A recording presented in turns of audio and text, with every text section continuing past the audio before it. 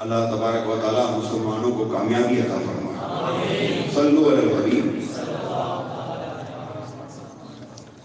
نعرہ تکبیر، نعرہ رسالت، نعرہ تحقیق، نعرہ حیدری.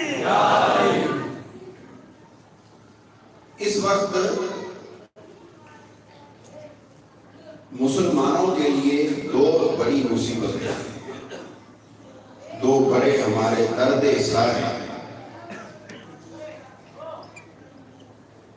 اور اگر ہم ان مصیبتوں کو ختم کر دیں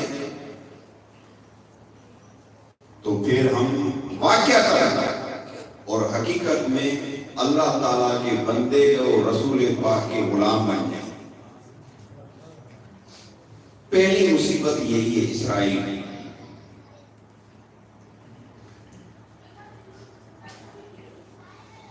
اسرائیل صرف فلسطین کے مسلمانوں پر ظلم نہیں کر رہا.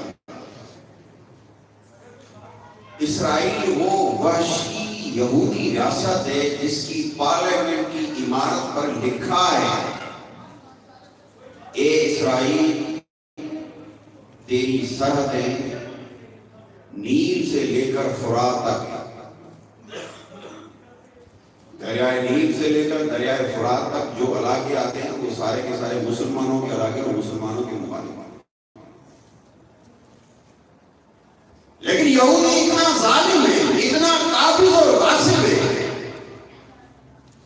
کہ اس کی نیت میں آج ہم نے فلسطین پہ قبضہ کیا، کل ہم ساری عرب ریاستوں پر قبضہ کریں. وہ کہتے ہیں نعوذ باللہ، وہ یہ تک جہاں تک کہتے ہیں کہ حرمین شریفین پر بھی ہم قبضہ کریں. آج اگر امت یہ چاہتی ہے کہ اپنے مسلمان بھائیوں کی حفاظت ہو، تحفظ کیا جائے، تو اس کا ایک ہی طریقہ ہے کہ اس ظالمانہ اور غاصبانہ ریاست کو نیست و نابود کر دیا. اس کے بعد فلسطین کے مسلمان اور ساری دنیا کے مسلمان ان کے شر اور شیطانیت سے محفوظ ہو جائیں گے. دوسرا مسئلہ اور دوسری جو بڑی مصیبت ہے مسلمانوں کے لیے، وہ ہے مسلمانوں میں موجود بے حیا طبقہ. وہ بے حیا طبقہ کون سا ہے؟ وہ اسلامی نظام کا مخالف ہے، غیرت دینیہ کا مخالف ہے، وطن پرستی کا حامی ہے، قوم پرستی کا حامی ہے، لسانیت پرستی کا حامی ہے.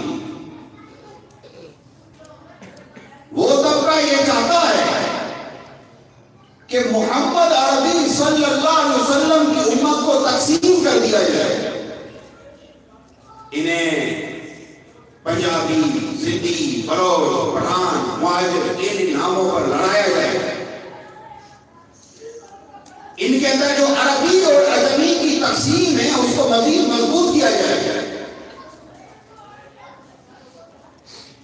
وہی طبقہ ہے جو اس وقت یہ کہہ رہا ہے اور پاکستان میں بیٹھ کر یہ بات کہہ رہا ہے کہ فلسطین یہ مسلمانوں کا مسئلہ نہیں، یہ عربوں کا مسئلہ ہے.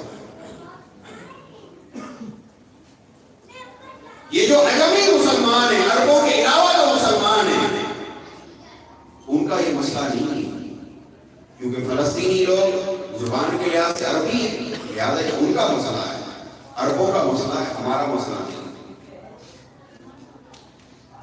وہ دراصل یہ چاہتے ہیں کہ اس امت کو کلمے نے ایک بنا دیا، قرآن نے ایک بنا دیا، اسلام نے ایک بنا دیا، آخری نبی صلی اللہ علیہ وسلم نے ایک بنا دیا، اور